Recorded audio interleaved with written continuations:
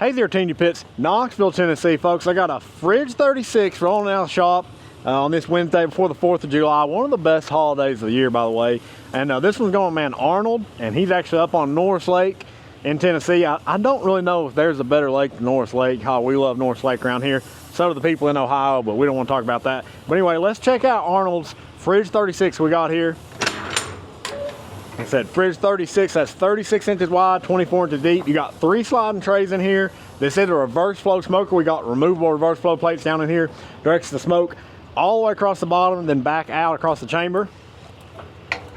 Now, he did put a couple upgrades on this bad boy. We got a stainless steel front shelf on here, as well as that stainless steel custom logo there, smoke on the water barbecue.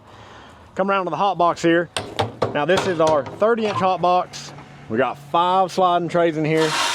1,776 square inches of cook space, guys. That's just because we love America. Now, we actually ended up putting sausage rods both in the hot box and the smoke chamber on this rig here.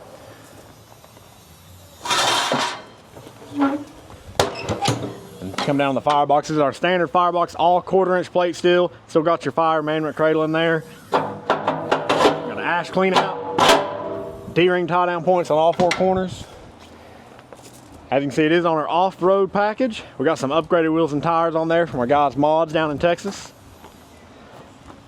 So guys, that is one bad Fridge 36 rolling up to Norris Lake. Hey, so y'all know the deal. If you need a custom pit built, you know who to call. Team G Pits, Knoxville, Tennessee.